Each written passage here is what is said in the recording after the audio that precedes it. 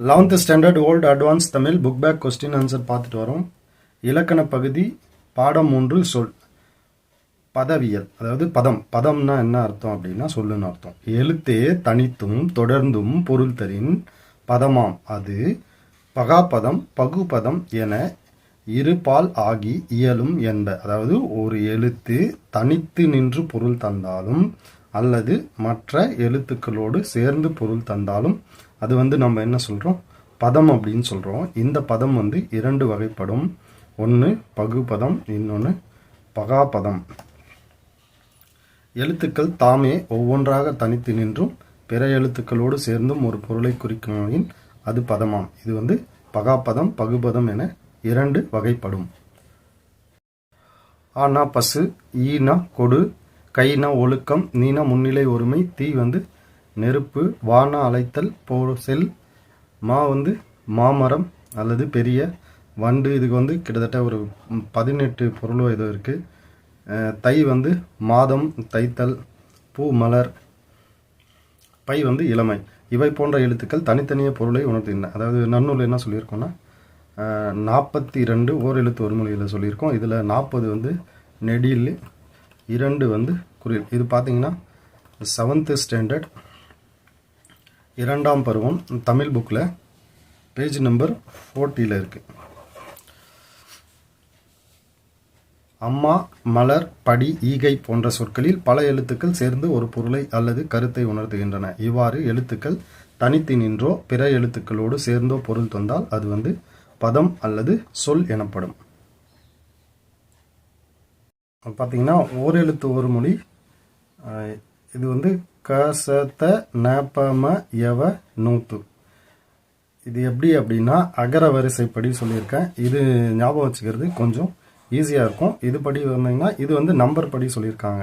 இப்போ மாவில் பார்த்தீங்கன்னா 6, த பவில் 5, அதாவது தவிலையும் நவலையும் பாவலையும் இந்த 5 இருக்கிறதெல்லாம் ஒரு இடத்துல கொடுத்துருப்பாங்க. அந்த மாதிரி இந்த பாட்டில் கொடுத்துருப்பாங்க.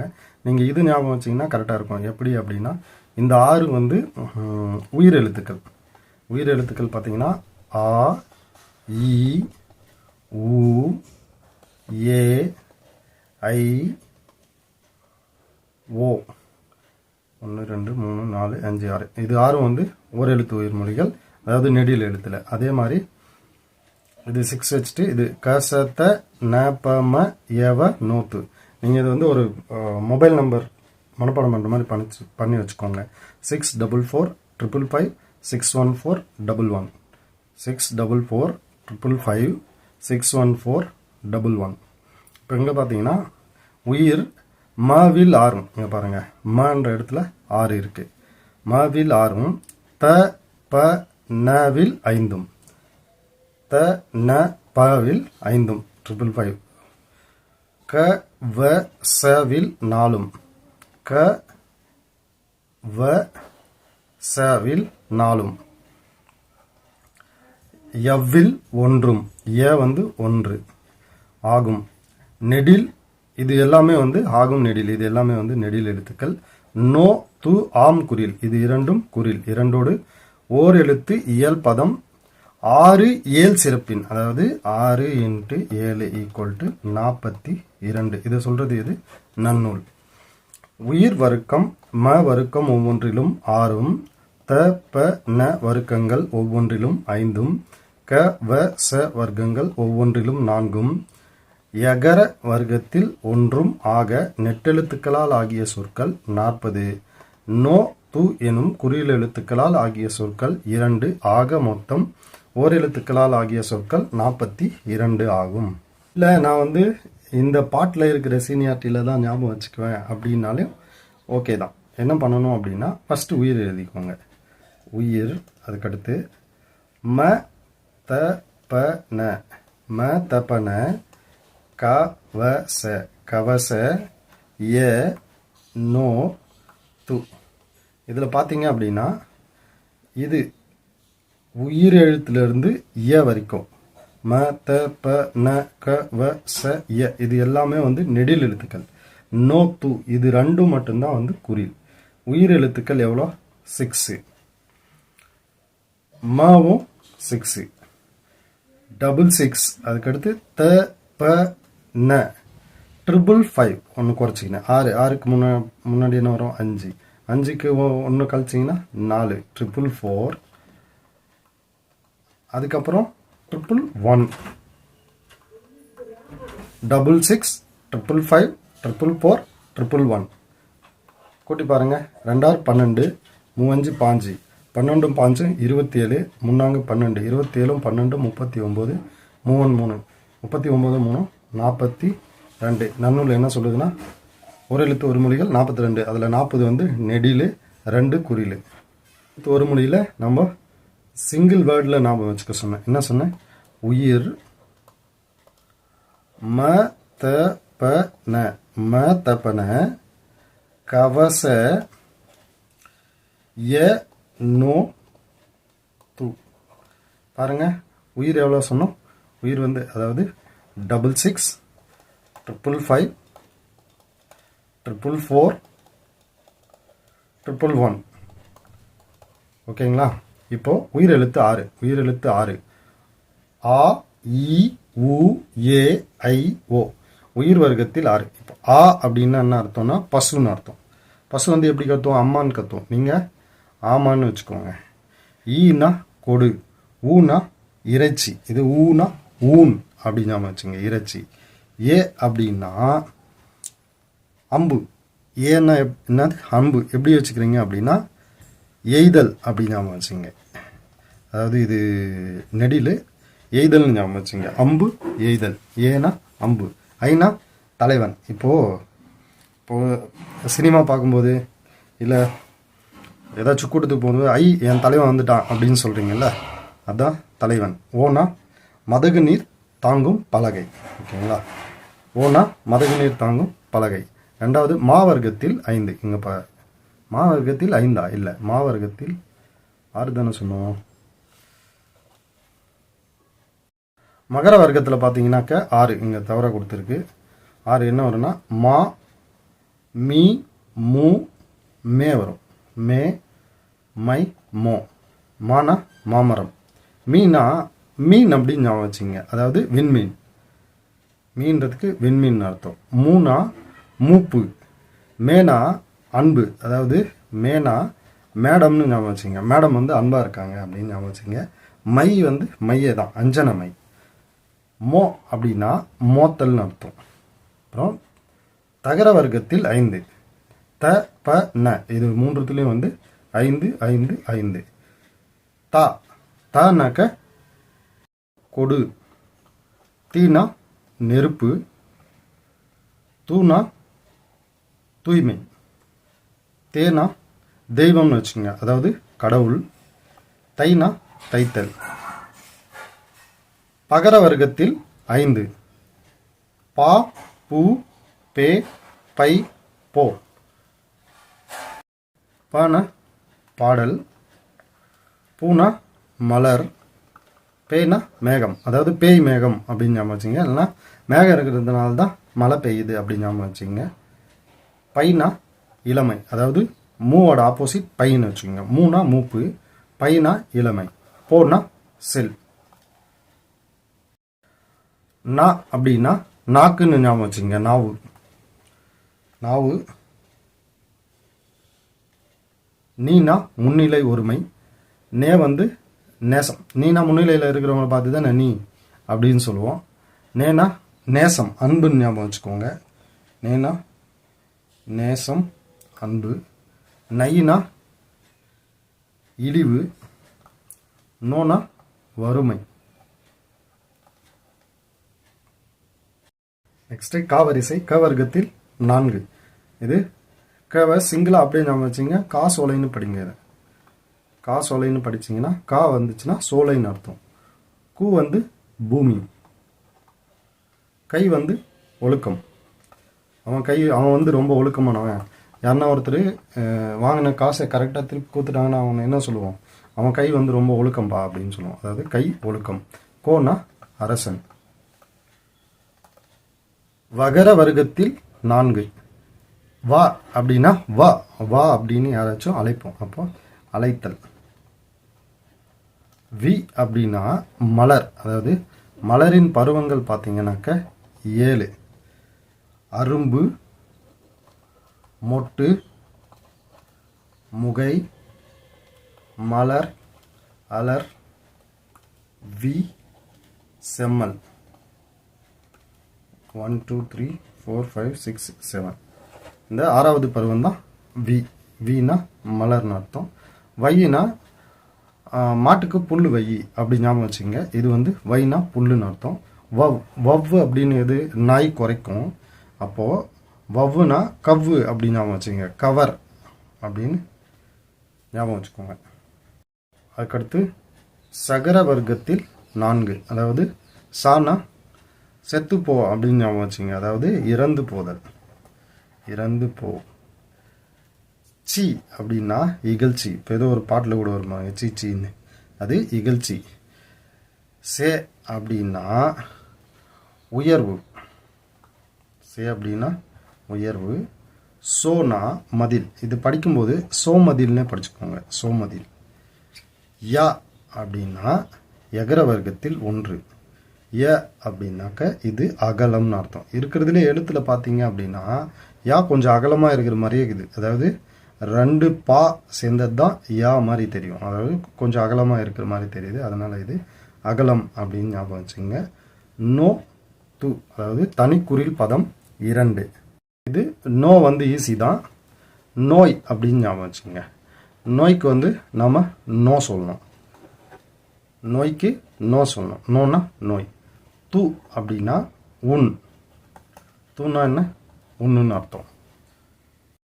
தொடர்மொழி. பகாபதம் 7, அதாவது பகாபதம்ன்றது 2 எழுத்துக்கள் முதல் 7 எழுத்துக்கள் வரையிலும், பகுபதம் 9. பகுபதம் என்பது 2 எழுத்து முதல் 9 எழுத்து வரையிலும், எழுத்து ஈறு ஆக தொடரும் என்ப. பகாபதங்கள் 2 எழுத்து முதல் 7 எழுத்துக்கள் வரையிலும், பகுபதங்கள் 2 எழுத்துக்கள் முதல் 9 எழுத்துக்கள் வரையிலும் தொடர்ந்து அமையும். அணி, அறம், அகலம், கார்த்திகை, தருப்பணம், உத்தரட்டாதி இதெல்லாம் வந்து பகாபதம். பகாபதம்னா என்ன அப்படின்னாக்க, இதை நீங்கள் பிரிக்க முடியாது. அதாவது பகுதி, இடைநிலை, விகுதி இந்த மாதிரியெல்லாம் பிரிக்க முடியாது. இப்போ நீங்கள் அணியை வந்து பிரிங்கோங்களேன். அ ப்ளஸ் நீன்னு நீங்கள் பிரிக்க முடியாது. ஏன்னா இந்த ஆவுக்கு வந்து பொருள் இல்லை. நன்னூல் என்ன சொல்லுது? ஆதான் பெரிய ஆதான் வந்து நெடில் ஆவுக்கு தான் பசுன்னு சொல்லுது. ஓகேங்களா? இன்னொரு விஷயம், இந்த நீக்கம் வந்து தனியாக இருக்கும்போது உங்களுக்கு பொருள் வராது. அப்படி இந்த மாதிரி இருக்கிறது தான் வந்து என்னது பகாபதம். தேனி, தேயிலை, குளையன், பொறுப்பன், அம்பலவன், அரங்கத்தான், உத்தராடாத்தான், உத்தரட்டாதியான் இதுவெல்லாம் வந்து பகுபதம். பகாபதம் பகுப்பால் பயனற்று இடுஉரி ஆகி முன்னே ஒன்றாய் முடிந்து இயல்கின்ற பெயர் வினை இடை உரி 4ம் பகாபதம். அதாவது நம் முன்னோர்கள் வந்து பெயர் சொல்லை வந்து வழங்கும் அடிப்படையில் 2ஆக பிரித்தாங்க. 1 இடுகுறிப்பெயர், இடுகுறிப்பெயர், இன்னொன்று வந்து காரணப்பெயர். இடுகுறிப்பெயர்னா எப்படி? எந்த காரணமும் இல்லாமல் அப்படியே போகிற போகில் வச்சுட்டு போயிடுது. இப்போது மண், மரம் இதுக்கெல்லாம் எந்த காரணமும் இல்லை. ஏன் மண்ணுன்னு வச்சாங்கன்னு தெரியாது, மரம்னு ஏன் வச்சாங்கன்னு தெரியாது. காரணப்பெயர் அப்படின்னா இப்போது நாற்காலின்னு இருக்குது. நாற்காலினா 4 கால்களை உடையதுனால அது பேர் வந்து நாற்காலின்னு பேர். அதனால் இது வந்து காரணப்பெயர். இதுவே வந்து இதை 2ஆக பிரிப்பாங்க. பொதுப்பெயர், அதாவது இடுகுறி பொதுப்பெயர், இடுகுறி சிறப்பு பெயர், காரண பொதுப்பெயர், காரண சிறப்பு பெயர் இதெல்லாம் இருக்குது. இது அப்புறமா பார்க்கலாம். ஓகே, இப்போது இடுகுறி பெயர்னால் என்ன அர்த்தம்? எந்த காரணமும் இல்லாமல் வைக்கக்கூடிய பெயர்கள் தான் இடுகுறி பெயர்கள். இது தனி, இதுக்கும் சம்மந்தம் இல்லை. இந்த இடுகுறி அப்படின்ற வார்த்தையை சொல்கிறதுக்காக நான் சொன்னேன். அதாவது பகுப்பால் பயனற்று, பகுதினா உங்களுக்கு பயன் தராது, அதாவது பொருளை தராது. பகுதி, விகுதி அப்படின்னு பிரிக்க முடியாது.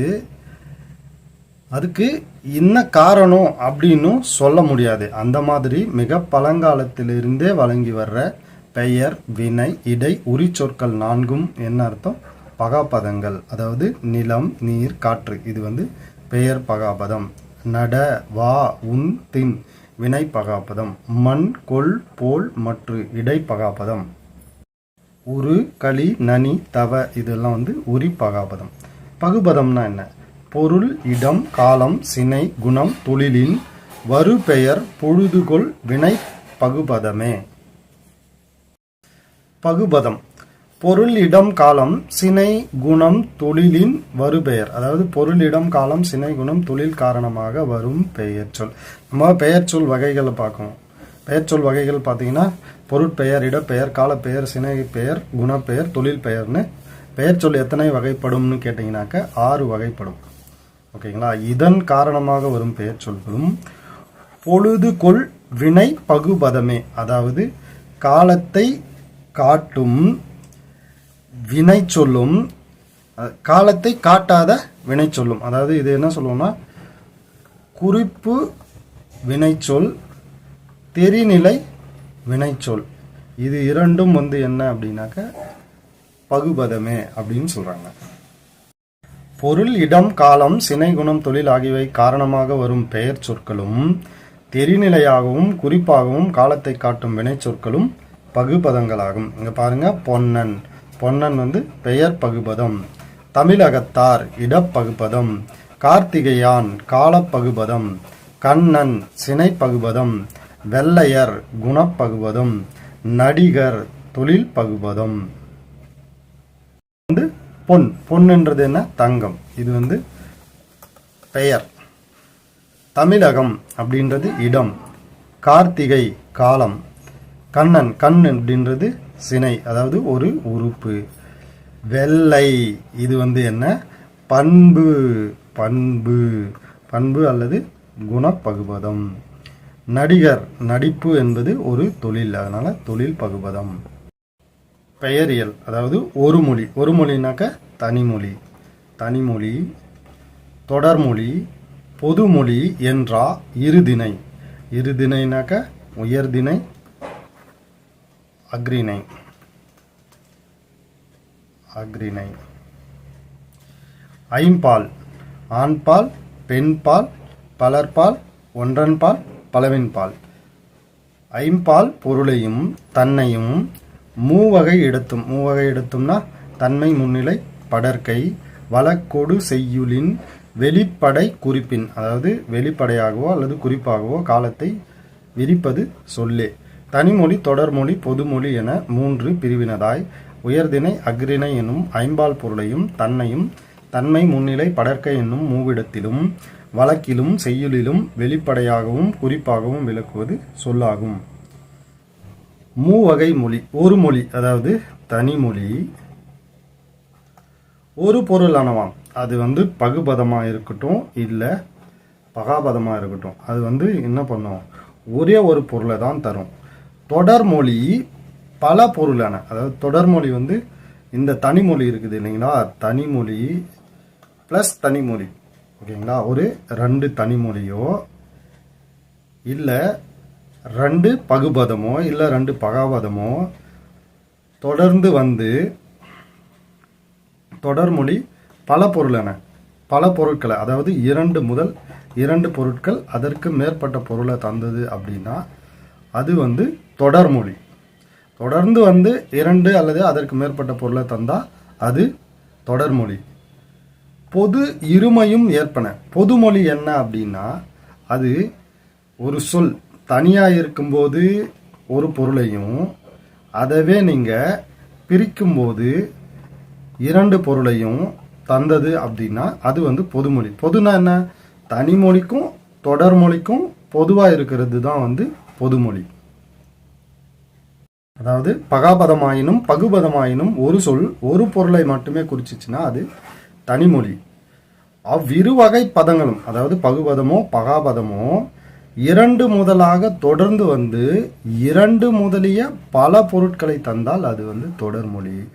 ஒரு சொல் பகாபதமாக தனிமொழியாக நின்று ஒரு பொருளையும் அதே சொல் பகுபதமாகி தொடர்மொழி நிலையில் பல பொருளையும் கொடுக்குமாயின் அது பொதுமொழி. இங்க பாத்தீங்கன்னா கிளி, மயில், புலி, பாடினான் இது தனிமொழி.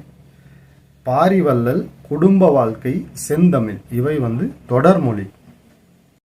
பலகை, தாமரை, 8 இவை பொதுமொழி. இங்க பாத்தீங்க அப்படின்னா கிளி, மயில், புலி, பாடினான் இதெல்லாம் ஒரே ஒரு வார்த்தையை தான் தருது. பாரி வள்ளல் இது வந்து தொடர்மொழி. ஆனால் இரண்டுக்கு மேற்பட்ட பொருள். இது வந்து இரண்டு பொருளை தருது. பாரி என்றது ஒரு வார்த்தை, வள்ளல் என்றது ஒரு பொருள். குடும்ப வாழ்க்கை, அதே மாதிரி செந்தமிழ் பிரிச்சிங்க அப்படின்னா செம்மை கூட்டல் தமிழ் வரும். அதே மாதிரி இங்கே பாருங்கள், இது வந்து தொடர்மொழி, அதாவது இரண்டு அல்லது இரண்டுக்கு மேற்பட்ட பொருளை தருவது. பலகை, தாமரை, எட்டு இவை வந்து பொதுமொழி. பலகை அப்படின்றது சேர்ந்து இருக்கும்போது பலகை மரத்தாலான பலகை அப்படின்னு அர்த்தம். தாமரைன்றது ஒரு மலர், எட்டுன்றது ஒரு எண். இதை பிரிச்சிங்க அப்படின்னா பல கூட்டல் கை, அதாவது பல கைகள் அப்படின்னு அர்த்தம். தாமரை, தா கூட்டல் மறை, அதாவது தாமரைன்றது மலர். இப்போ தானா கொடு, இந்த மறைக்கும் தாமரை மலர்னு தான் அர்த்தம். தாமரை மலரை கொடு அப்படின்னு அர்த்தம். இது வந்து எட்டுன்றது எல் கூட்டல் தூ. தூனா நமக்கு தெரியும் உண்ணுன்னு, எல்லை உன் அப்படின்னு அர்த்தம். வழக்கின் வகைகள். வழக்கு வந்து இரண்டு வகைப்படும். என்ன அப்படின்னு கேட்டிங்கனாக்க, இயல்பு வழக்கு, தகுதி வழக்கு. இந்த இயல்பு வழக்கு மூன்று வகைப்படும். இலக்கணமுடையது, இலக்கண போலி, மருவு. தகுதி வழக்கு மூன்று வகைப்படும். இடக்கரடக்கல், மங்களம், குழுவுக்குறி. இப்போ இயல்பு வழக்கு மூன்று வகைப்படும். இலக்கணமுடையது, இலக்கண போலி, மருவு. இலக்கணமுடையது அப்படின்னா என்ன அர்த்தம்னா, இப்போ நிலம், நீர் இதெல்லாம் சொல்கிறோம். நிலம்னா நிலம் தான், நீர்னா நீர் தான். இப்போ இலக்கண போலி அப்படின்னா என்னன்னா, இப்போ நம்மளோட இல்லத்தோட முன்பகுதி இருக்குது, அது நம்ம என்ன சொல்கிறோம் அப்படின்னா முன்றில்னு சொல்கிறோம். ஆனால் ஆக்சுவலாக அதை நம்ம என்னன்னு சொல்லணும், இல்லத்தின் முன்பகுதியை இல் முன்னு சொல்லணும். ஓகேங்களா, இல்லத்தின் முன்பகுதி என்ன சொல்லணும், இல் முன்னு சொல்லணும். அதை நம்ம என்ன சொல்கிறோம், முன்றின்னு சொல்கிறோம். அதனால் இது வந்து இலக்கண போலி. இல் முன், அதாவது முன்னாடி இருக்கிற வார்த்தை பின்னாடியும், பின்னாடி இருக்கிற வார்த்தை முன்னாடியும் போயிருக்கு. அதனால் இதை முன் பின் தொக்க போலி அப்படின்னும் சொல்லுவோம். இப்போ மருவு அப்படின்னா என்ன அர்த்தம் அப்படின்னா, மருவி வர்றது. இப்போ கோயம்புத்தூர் இருக்குது, அதை வந்து நம்ம என்ன சொல்கிறோம், இப்போ வந்து கோவை அப்படின்னு சொல்கிறோம். இது வந்து மருவு. தகுதி வழக்கு, இடக்கரடக்கல் அப்படின்னா என்ன அப்படின்னா, ஒரு விஷயத்தை வந்து நம்மளால் சொல்கிறத வந்து அநாகரிகமாக கருதுறோம். அதனால் அதை நம்ம என்ன சொல்கிறோம், கொஞ்சம் மறைச்சி கொஞ்சம் டீசெண்டாக சொல்கிறது இடக்கரடக்கல். இது மங்களம் அப்படின்னா அமங்கலமான சொற்களை மங்களமாக மாற்றி சொல்கிறது. இப்போது என்ன சொல்கிறது, இப்போது கருப்பு கலரில் இருக்கிற ஆட்டை வந்து நம்ம என்ன சொல்லுவோம், வெள்ளாடுன்னு சொல்லுவோம். அப்போ அது வந்து மங்களம். குழுவுக்குறினா ஒரு குரூப்புக்கு மட்டும் இப்போ நம்ம ஃப்ரெண்ட்ஸ் எல்லாம் ஒரு கோடு வேர்டு வச்சுட்டு இருப்போம். சினிமாவுக்கு போகிறது அப்படின்னா, இப்போ நம்ம குரூப் ஸ்டடிக்கு போகலாமா அப்படின்ற மாதிரி ஏதாச்சும் நமக்கு மட்டும் புரிஞ்சுக்கிற மாதிரி, இதெல்லாம் வந்து குழுவுக்குறி. இலக்கணம் உடையது, இலக்கண போலி, மருவு என்று ஆகும் மூவகை இயல்பும். அதாவது இயல்பு வழக்கு இலக்கணம் உடையது, இலக்கண போலி, மருவு என்று மூன்று வகைப்படும். இடக்கரடக்கல், அதாவது இடக்கர் அடக்கல், மங்களம், குழுவுக்குறி எனும் முதல் தகுதியோடு ஆறாம் வழக்கியல். அதாவது தகுதி வழக்கு வந்து மூன்று வகைப்படும். இடக்கரடக்கல், மங்களம், குழுவுக்குறி, மொத்தமாக 6 வகைப்படும் வழக்கு அப்படின்னு சொல்கிறாங்க. மூவகை இயல்பு வழக்குகள் இலக்கணமுடையது, இலக்கண போலி, மருவு. மூவகை தகுதி வழக்குகள் வந்து இடக்கரடக்கல், மங்களம், குழுவுக்குறி ஆகும். ஆக வழக்கு 2 வகைப்படும். இங்கே பார்த்தீங்கன்னா வழக்கு 2 வகைப்படும். இயல்பு, தகுதி. இது ஒரு 3 வகை, இது ஒரு 3 வகை, மொத்தம் 6 இங்கே கொடுத்துருக்காங்க. இலக்கணம் உடையது, இலக்கண நெறி மாறாமல் வழங்கி வரும் சொல். நிலம், நீர். இலக்கண போலி, இலக்கண நெறி மாறி மாறி வழங்கி வருது. இது பார்த்தீங்கன்னா முன்றில். இதை எப்படி சொல்லணும்னா இல் முன் சொல்லணும். இல்லத்தின் முன்பகுதியை தான் நம்ம முன்றின்னு சொல்கிறோம். அதே மாதிரி நகரோட புறப்பகுதி நகர்ப்புறம் சொல்லணும். ஆனால் நம்ம என்ன சொல்கிறோம், புறநகர்னு சொல்கிறோம்.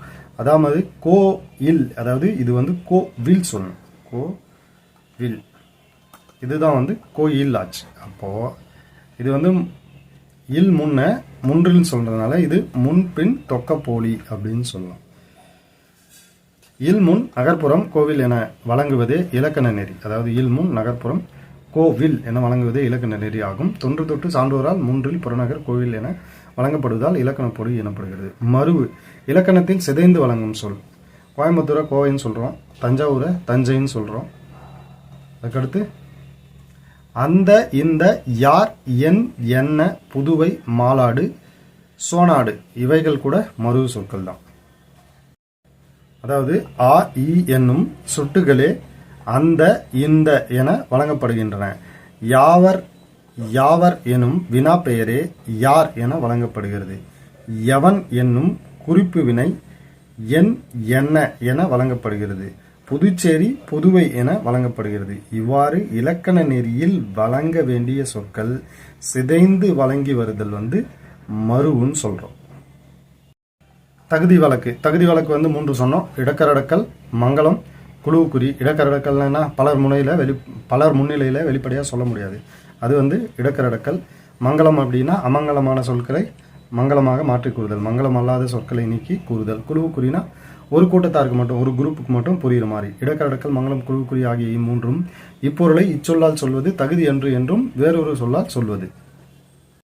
என்ன சொல்றோம்? தகுதி வழக்குன்னு சொல்றோம். இடக்கரடக்கல் எடுத்துக்காட்டு என்ன? மலம் கழுவி வருவதை என்ன சொல்லுவோம்? நம்ம கால் கழுவி வருவதாக கூறுதல். அதே மாதிரி மங்களம் இடுகாட்ட நன்காடுன்னு சொல்லுவோம். குழுவுக்குறி வசம்பு என்னும் மருந்து பொருளை பெயர் சொல்லாதது என சொல்லுதல். சொல் பாகுபாடு. இயற்சொல், திரிசொல் இயல்பில் பெயர் வினை என 2ஆகும்.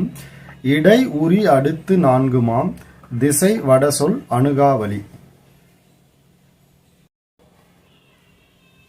சொல் பார்த்தீங்க அப்படின்னா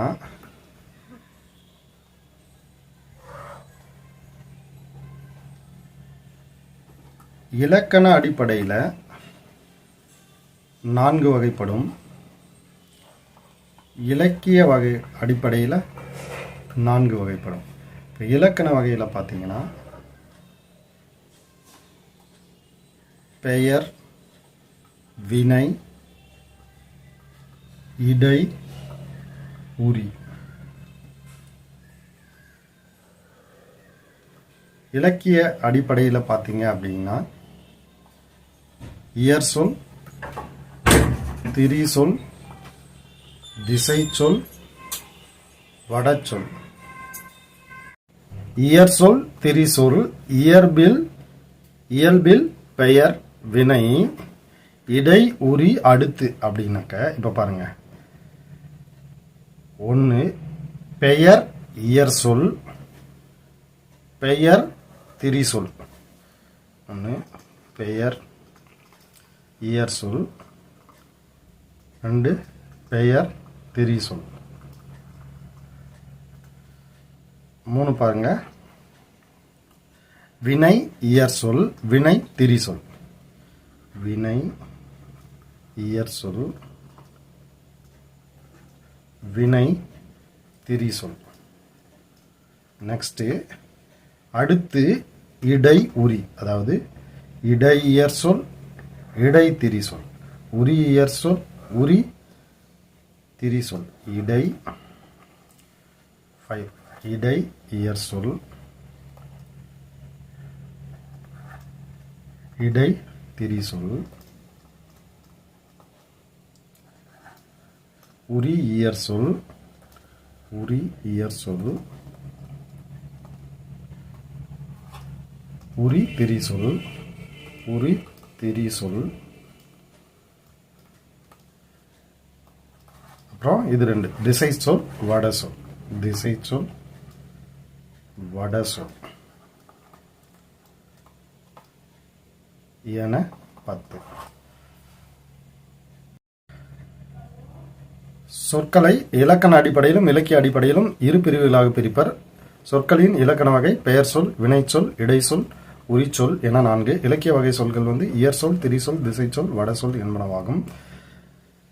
பெயர் இயற்சொல், பெயர் திரிசொல், வினை இயற்சொல், வினை திரிசொல், இடை இயற்சொல், இடை திரிசொல், உரி இயற்சொல், உரி திரிசொல் என 8 வகைப்படும். அவற்றுடன் திசை சொல்லும் வடசொல்லும் சேர்த்தால் 10 வகைப்படும். இதுதான் மேல பார்த்தோம்.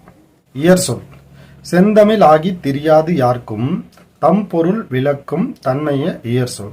செந்தமிழ் நிலத்து வழங்கும் சொல்லாகி கற்றார்க்கும் கல்லாதவர்க்கும் ஒரே தன்மையாய் பொருள் தரும் தன்மையுடைய சொல் இயற் சொல்னு சொல்றோம். இயற் சொல் என்பது இயல்பாக பொருள் உணரும் சொல். அதுதான் இயற் சொல்.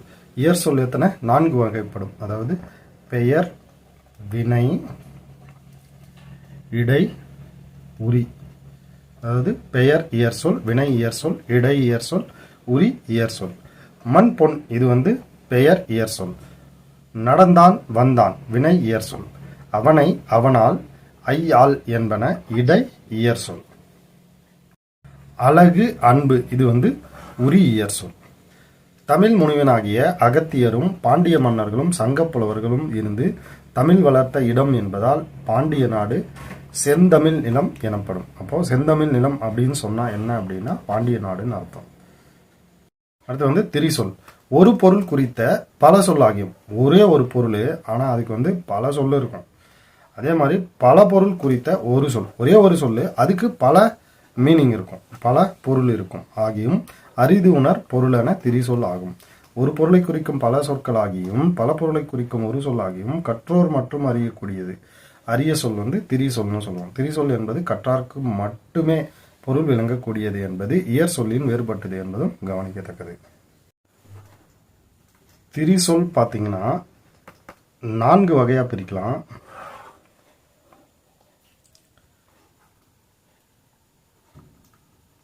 பெயர் திரிசொல், வினை திரிசொல், இடை திரிசொல், உரி திரிசொல். இப்போ இத ஒவ்வொன்றத்தையும் 2 வகையா பிரிக்கலாம். என்ன அப்படின்னா,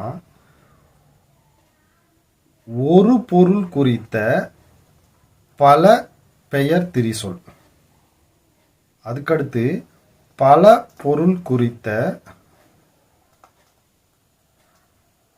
ஒரு பெயர் திரிசொல்.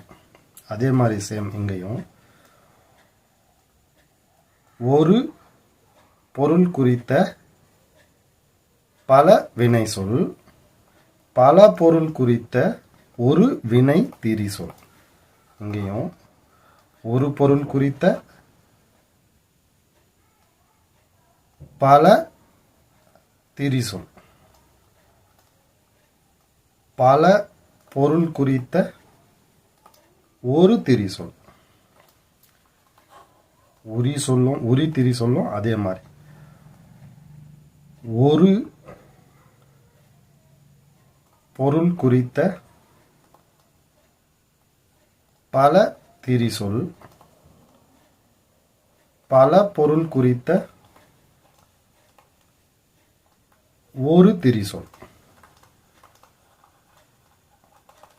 பாருங்க, இங்க கிள்ளை, சுகம், தத்தை என்பன கிளி அப்படின்ற ஒரே ஒரு பொருளை தான் குறிக்குது. ஆனா திரிசொல் நிறைய இருக்கு. அப்போ ஒரு பொருள் குறித்த பல திரிசொல். இது ஒரு பொருள் குறித்த பல திரிசொல். 2வது பாருங்க, வாரணம் என்பது யானையையும் கோழியையும் சங்கு முதலிய பல பொருளையும் குறிக்கும். இப்போ வாரணம் இதுதான் திரிசொல். அப்போ ஒரு திரிசொல் பல பொருள், யானை, கோழி, சங்கு, பல பொருள். அப்போ பல பொருள் குறித்த ஒரு திரிசொல் தான் வாரணம். களறினான், செப்பினான், பகர்ந்தான் என்பன ஒரு பொருள் குறித்த பல வினை திரிசொல். இது எல்லாமே என்ன அர்த்தம்? சொன்னா அப்படின்ட்டு தான் அர்த்தம். வரைந்தான், நீக்கினான், கொண்டான் எனும் பல பொருள் குறித்த ஒரு வினை திரிசொல். அதாவது வரைந்தான் என்பது, வரைந்தான்ன்றதுக்கு என்ன பொருள் அப்படின்னா நீக்கினான், கொண்டான் எனும் பல பொருள் குறித்த ஒரு வினை திரிசொல். இது வினை திரிசொல். இதுக்கு பல பொருள் இருக்கு. சேரும், வருதும் என்பனவற்றுள் இந்த தும் என்பன தன்மை, பன்மை, எதிர்காலம் என ஒரு பொருள் குறித்த பல இடைத்திரி சொற்கள். அதே மாதிரி கொள் என்பது ஐயமும் அசைநிலையும் ஆகிய பல பொருள் குறித்த ஓர் இடைத்திரி சொல். மிகுதி என்னும் ஒரு பொருள் குறித்த பல உரித்திரி சொல்கள் தான் சால உரு தவ நனி கூர் களி. இதுக்கு எல்லாமே ஒரே ஒரு அர்த்தம் தான், மிகுதி மட்டும்தான். கடி அப்படின்றதுக்கு காப்பு, கூர்மை, அச்சம், கரிப்பு, விளக்கம், சிறப்பு, மனம். அப்போ கடின்ற ஒரே ஒரு உரி திரிசொல் பல பொருள் குறித்து வர்றதுனால பல பொருள் குறித்த ஓர் உரி திரிசொல் தான் கடி. திசைச்சொல்.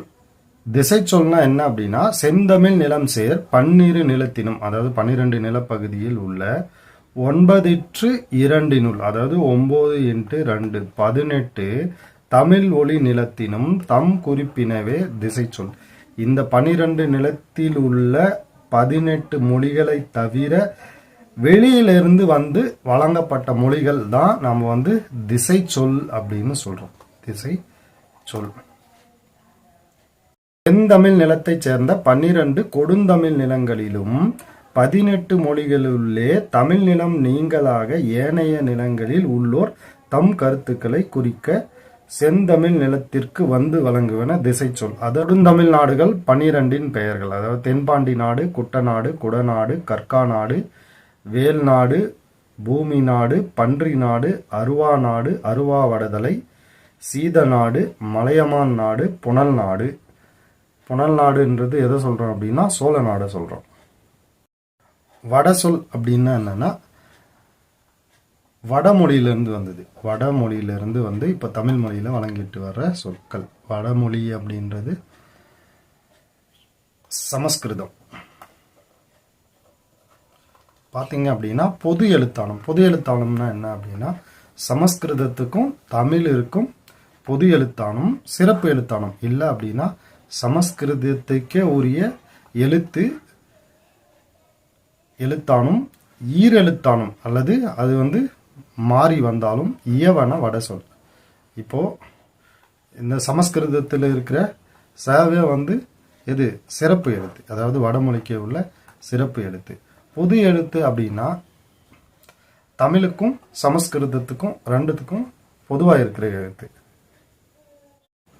ஆரியத்திற்கும் தமிழிற்கும் பொது எழுத்தாலும் ஆரியத்திற்கே உரிய சிறப்பு எழுத்து திரிந்த எழுத்தாலும் இவ்விரண்டு எழுத்தாலும் தமிழை ஒத்து வடதிசையிலிருந்து செந்தமிழ் நிலத்து வந்து வழங்குவன வட சொல் அப்படின்னு சொல்றோம். அமலம், கமலம், மேரு, காரணம், காரியம் என்பன பொது எழுத்தால் அமைந்த சொற்கள். சுகி, போகி, சுத்தி என்பன ஆரிய சிறப்பெழுத்தால் அமைந்த சொற்கள். அரண், அரி, கடினம், சலம் இதெல்லாம் பொது எழுத்தாலும் சிறப்பெழுத்தாலும் அமைந்த சொற்கள்.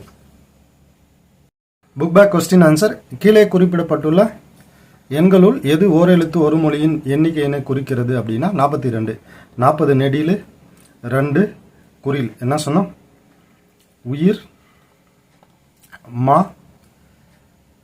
த, ப, ந, க, வ, ச, நோ, து. உயிர் நெட்டெழுத்துக்கள் 6, மகர வரிசை 6, த, ப, ந 5 5 5 555 444, க, வ, ச 444, ய, நோ, து இது 3 1 1 1. பார்த்தீங்கன்னாக்கா டோட்டல் 42 வரும். 2012 3 5 27 30 27 12 39 3 42. இறைச்சி என்னும் பொருள் தரும் ஓர் எழுத்து ஒரு மொழி ஊன்னா நம்ம ஊன்னு வச்சுக்கணும். அதான் இறைச்சி.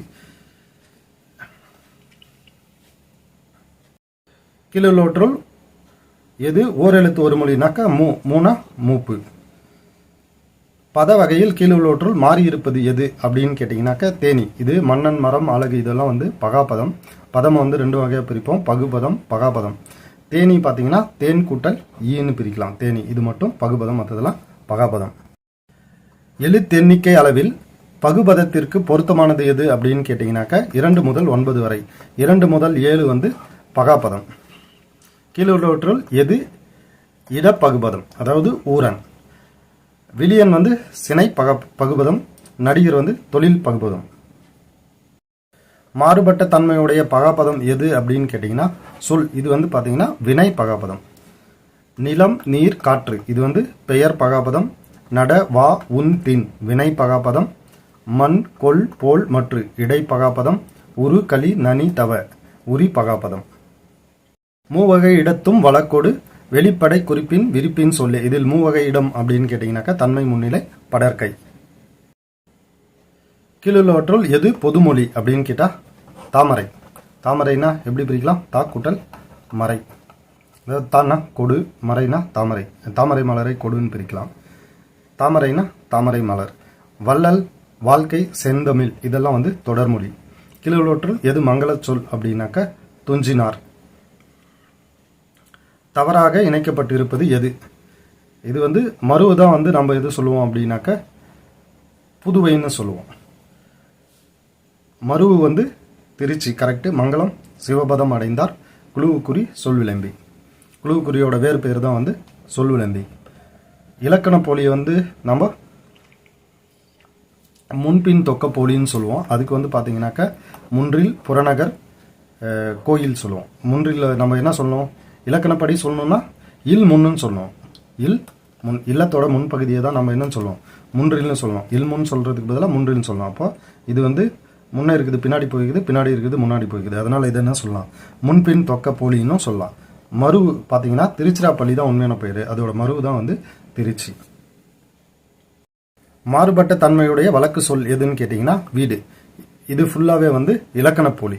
முன்றில் இல் முன் வரணும், புறநகர் நகர்ப்புறம் வரணும், கோ இல் வரக்கூடாது, கோ வில் வரணும். அப்போ இதோட ஆன்சர் வந்து வீடு. கீழுள்ள வழக்குகளுள் ஒன்று ஏனையவற்றிலிருந்து மாறுபட்டுள்ளது அது எது அப்படின்னு கேட்டுக்கிறாங்க. இடக்கடக்கல், மங்களம், குழுவுக்குறி இது மூன்றும் வந்து தகுதி வழக்கு. மருவு வந்து இயல்பு வழக்கு. அதாவது இலக்கணமுடையது இலக்கண போலி, மருவு இதெல்லாம் வந்து இயல்பு வழக்கு. கீழுள்ள கூற்றுகளுள் எது சரியானது அப்படின்னு கேட்டா இயற் சொல் திரிசொல் எனும் இரண்டு தன்மைகளை பெயர் சொல் கொண்டுள்ளது. ஆமா, இங்க என்ன சொல்லுவோம்? சொல்ல வந்து இலக்கண முறைப்படி நாளா பிரிப்போம், இலக்கிய முறைப்படி நாளா பிரிப்போம். இலக்கண முறைப்படி பார்த்தீங்க அப்படின்னா பெயர் சொல், வினை சொல், இடைச்சொல், உரிச்சொல். இலக்கிய முறைப்படி பார்த்தீங்க அப்படின்னா இயற் சொல், திரிசொல், திசை சொல், வட சொல். இப்போ இது என்ன ஆகும் அப்படின்னா பெயர் சொல், பெயர் இயற் சொல், பெயர் திரிசொல். அதே மாதிரி வினை சொல் பார்த்தீங்கன்னா வினை இயற் சொல், வினை திரிசொல். இடை சொல் பார்த்தீங்கன்னா இடை இயற் சொல், இடை திரிசொல். உரி இயற் சொல், உரி திரிசொல்னு வரும். இந்த திசை சொல்லும் வட சொல்லும் வகை எதுவும் இல்லை, இது ரெண்டும் அப்படியே தான் வரும். அப்போ இது ஃபர்ஸ்ட் கூற்று சரி. ரெண்டாவது இடைச்சொல் உரிச்சொல் எனும் இரண்டு தன்மைகளை வினைச்சொல் கொண்டுதா? இல்லை இல்லை, வினை இயற் சொல், வினை திரிசொல் தான் வரணும். அப்போ இது தவறு. இடை உரி ஆகிய இரண்டும் திசை சொல்லா? இதுவும் வந்து தவறு. திசை சொல்லும் வட சொல்லும் இயற் சொல் திரி சொல்லா? இல்லை இல்லை இல்லை, இது ரெண்டும் வந்து தனியான ஒரு வகை, இலக்கிய வகை. அப்போ இதுவும் தவறு. மாறுபட்டுள்ள இயற் சொல் எதுன்னு கேட்டா இந்த அன்பு தான். அன்பு, அழகு இதெல்லாம் வந்து உரி இயற் சொல். இது பார்த்தீங்கன்னா தரை, பொன், பழம் இதெல்லாம் வந்து பெயர் இயற் சொற்கள். கீழுள்ளவற்றுள் எது உரி இயற் சொல்னா அழகு, அதாவது அன்பு, அழகு இதெல்லாம் வந்து உரி இயற் சொல். கீழுள்ளவற்றுள் பல பொருள் குறித்த ஒரு சொல் எது அப்படின்னு கேட்டால் வாரணம். ஏன்னா வாரணத்துக்கு பார்த்தீங்க அப்படின்னா யானை, கோழி, சங்கு இதெல்லாம் இருக்கு. அதனால பல பொருள், யானை, கோழி, சங்கு பல பொருள் குறித்த ஒரு சொல் எது? வாரணம். கீழுள்ளவற்றுள் மாறுபட்ட திரி சொல் எது அப்படின்னு கேட்டால் களிதான். சால, உரு, தவ, நனி, கூர், களி இதெல்லாம் வந்து உரி சொற்கள். திசை சொல்லுக்கு உரியதாக நன்னூலில் குறிப்பிடப்படும் நாடுகளின் எண்ணிக்கை எதுன்னு கேட்டிங்கன்னா 12. அதாவது கொடுந்தமிழ் நாடுகள்னு சொல்லுவாங்க. அங்கே இருக்கிற மொழிகள் தான் வந்து 18. இப்போ இதோட ஆன்சர் வந்து 12. நாடுகள் எத்தனைன்னு கேட்டிங்கனாக்கா 12. கீழுள்ளவற்றுள் எது பொது எழுத்தால் ஆன வட சொல் அப்படின்னு கேட்டிங்கனாக்கா பொது எழுத்தால் ஆன வட சொல்கள் பார்த்தீங்கன்னா அமலம், கமலம், காரணம், காரியம்.